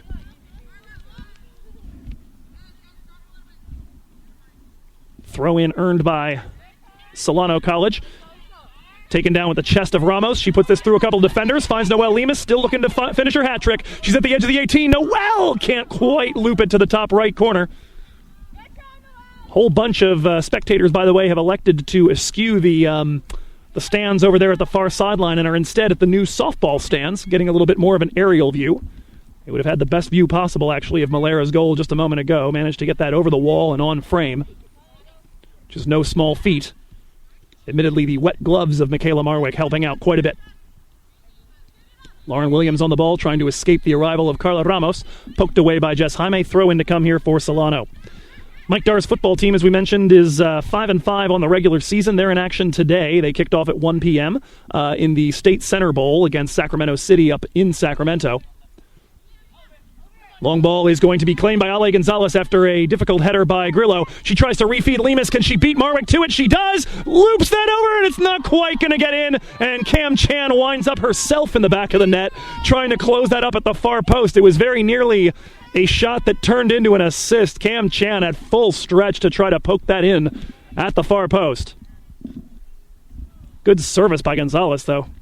We've seen in many cases that when she wins a ball in somewhat spectacular fashion, she seems almost like she feels duty-bound to try to put the ball... Oh, never mind. Nothing would have counted there. Somebody was offside. Must have been Noelle. Because they're taking this as a free kick right now, so would have been fun, but wouldn't have counted. Solano back in possession with 11 minutes and change to go. Working their way up the left side. Cam Chan in pursuit, trying to win the ball back, and she does. Drops it back to Zoe. Quickly up Route 1 into the center stripe for Ale Gonzalez. Resists the arrival of an adversary. Finds Lindemann. Chloe sprays this over to the left wing. A little too hot for Ramos to stay on it. Meanwhile, Ruvalcaba and Hannah Liu getting ready to enter the match for DVC. That ball's out for a Solano throw, but they're going to allow the substitution because Solano's also putting someone in. It's going to be the number 12, Cailin Herrera, re-entering for the Falcons. 30 goals for her this season. Quite a year. Among the leading scorers, although it seems to be a very high-scoring league in general. Jennifer Russell of Yuba, in fact, the leading scorer in the state of California, largely, I think, as a result of playing the same adversaries Herrera did. Ruvalcaba trying to get through 2 defenders, not quite able to. Comes back, though, to Megan Malera. Over here to the left wing for Hannah Liu. Lewis. Forward for Malera. Nice 1-2. Finds Lewis in space for service. Here's a nice ball into the 18. Nearly gets over the head of one defender. Arriving Malera. It's just a little bit wide left of the goal on her attempt at a shot.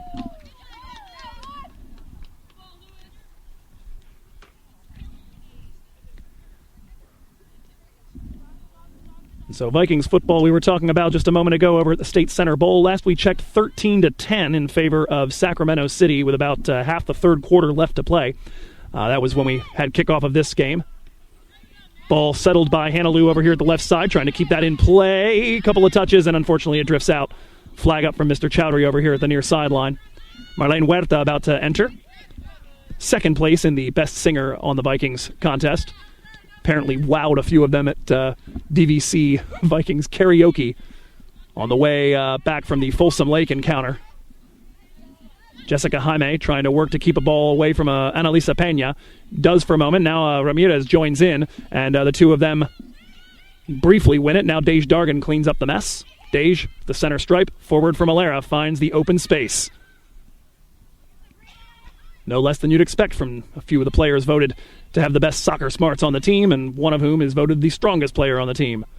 Ruvalcaba trying to get back stuck in and takes the ball away from the number 2 Baruman. Spin cycle inside the center circle. The ball poked over to Megan Malera. Now finds DeBartoleben into the middle for Chloe Lindemann. Her first touch is going to show too much to Ramirez. She works it over to the right for DeBartoleben. Chan able to push it back and keep it in play. Raymer on it. So we'll get you the update on the football score as well. The other DVC team in action today is Club Lacrosse. They're now 5-5-1 and on a 4-game winning streak. They close out what appears to be their regular season today. The ball's worked forward for Lewis at UC Davis. That match or that game having kicked off right around the beginning of our second half at 3 p.m. Got wins last week over St. Mary's, and Lewis not able to handle a high bounding ball from Malera. Goes out for a throw.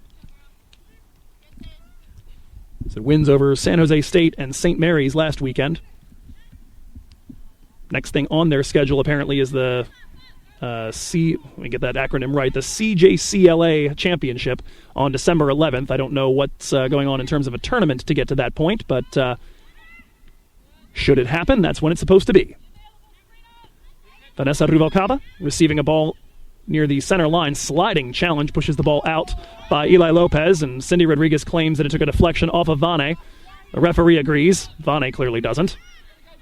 Throw in taken quickly to the feet of Cindy Rodriguez. She looks to hoof it forward in the direction of Ramirez, met there by Raymer. Banked off of a defender, and looks like a handball whistled against whoever that was in the center there, Lopez. Free kick DVC taken by Malera, and that's going to split two defenders and find Cam Chan leaking out the right side. Here comes Cam looking to get wound up for service. Gets it onto her left foot. Still Cam. Taken off of her foot now, and coming near Lopez. Ball pops loose off of Lopez. Sliding challenge, and it's going to be held there by Lindemann. Chloe, wind up. Goal! Chloe Lindemann! Second goal of the season, first of the playoffs in minute number 83. DVC make it 6-1. And that will bring out the wave of substitutes to get their first postseason action in green and white. Marlene Huerta, Alex Rodriguez, Carly Andrade, subject of our halftime interview, and Maria Winder. Also entering for Solano appears to be the 23. That is Ariana Martinez. 6.5 to go. So we'll try and get you some of those results. Club Lacrosse not playing actually until 7 p.m., so we probably won't have that one. Elsewhere, DVC with a couple of fall sports that have come to a close. Jackie Ponciano Babs volleyball team fell twice in the last handful of matches to Delta on sophomore day and to Folsom Lake in their regular season finale. This ball played down the right wing here, looking for Marlene Huerta. She's going to push a ball in towards the center.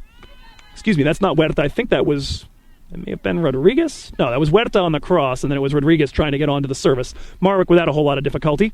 Ball in possession now of Solano.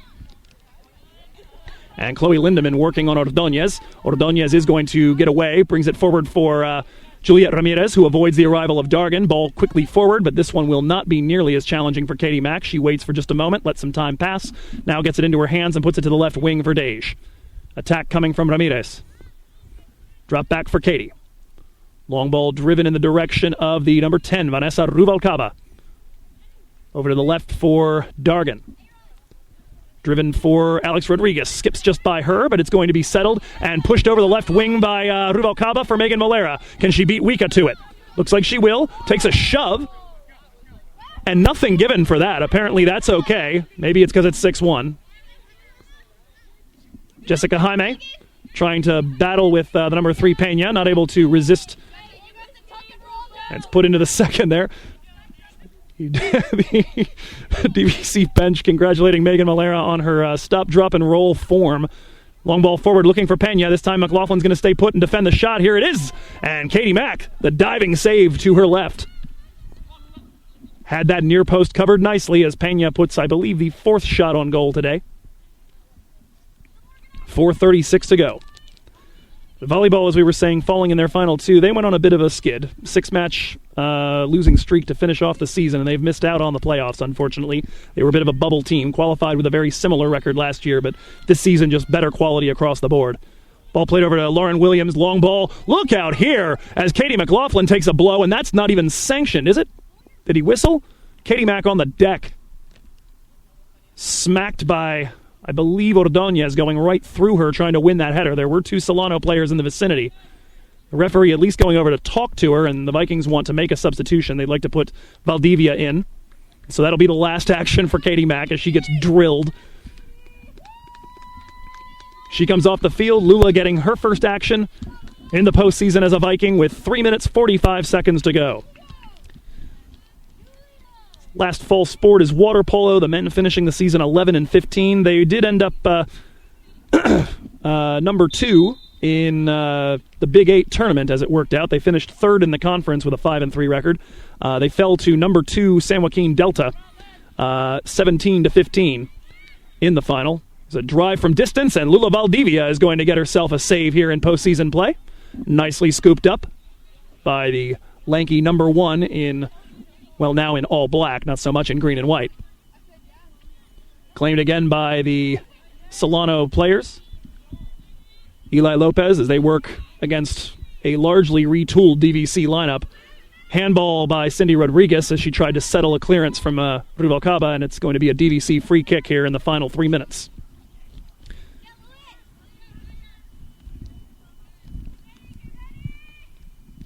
As it worked out in the Northern California regionals, DVC ending up trying to go through a lot of the same Big 8 adversaries. Only West Valley was added to the field from the normal Big 8 contenders that they had faced the prior week. They again beat Santa Rosa in round 1, 14-5. They fell to Delta 17-15 in the semifinal and ended up finishing in 4th place in the NorCal tournament after falling to Sierra 15-11. DVC back in control here with Dej Dargan. Forward for Vanessa Ruvalcaba. Hannah Lewis getting off to a run down the left wing. She's going to elect to try to feed Alex Rodriguez. Takes a deflection, comes back to Hannah Lou. Hannah, top left edge of the 18, tried to touch that into space for Rodriguez, but she'd gone the other way. Manages to defend the attempted clearance by Lauren Williams, though, and is right back on the ball. Still Hannah Lou, trying to get herself turned and find space for service. She does. Gets it on her left boot. Here's the ball into the 18, met by Wika. It's going to come as far as Vane. Vane, nice little shifty move to get around a defender. Fires, takes a deflection, and Marwick will knock it down and claim. Water polo women 8-13, 2-7 in conference to finish 6th place.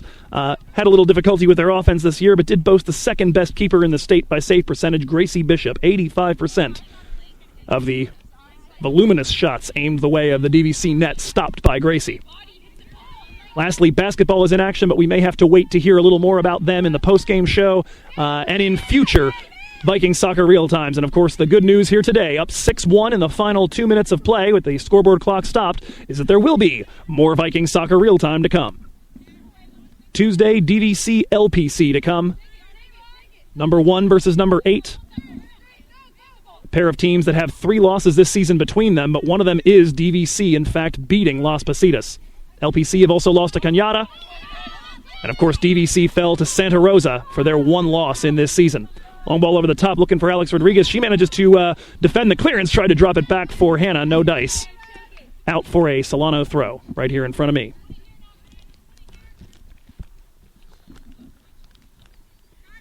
And so goals today from all 3 of the freshman all-conference players. Lemus twice within the opening 20 minutes. Ruvalcaba a pair near the half-hour mark. Malera in half number 2, a little bit of a gift.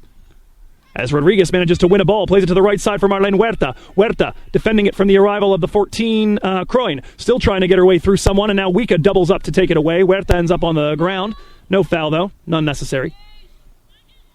Ball forward to Juliet Ramirez at the center stripe. She's forced into retro by the DVC attack. Forward now to the right side for Pena. Tries to sneak that under Jaime. No such luck. Carly Andrade coming back to cover, and Katie McLaughlin will come out and punt it out near the center stripe here at the near sideline. Throw in to be taken by Pena. Of course, the icing on the cake, a very pretty goal, maybe one of the prettier ones we saw from Chloe Lindemann. We'll have the highlights for you after this, and some scores from around the Big 8. Here comes Ordonez firing. Lula Valdivia with an amazing save, coming across goal and taking it out from under the top left upper 90. What a save by Lula! I can't wait to see the video of that because I was shielded by everybody else, but she manages to get the fingertips to it and keep Ordonez from giving Solano some late joy here as their season is about to come to a close. Corner kick, looped in, edging towards the box, knocked down still there. Lula Valdivia comes out and claims. And it will remain 6-1. Solano unable to score from open play. They get a penalty kick on what may well have actually been a save, and that is a DVC playoff victory. My VSRT bucket list is complete. I've gotten to call a playoff goal, a playoff win. Got to call 6 playoff goals today. Good day to be a Viking. DVC in their first playoff match at home in 5 years have come out on top, certainly as expected, but in the decisive fashion that they needed to. We'll send it to the studio for scores from around Northern California and your highlights. No real analysis needed here today. DVC finish out on top, 6-1. Thanks for watching Viking Soccer Rewind, everybody. Next Friday, the Vikings look to reach the third round of the playoffs for the first time in program history.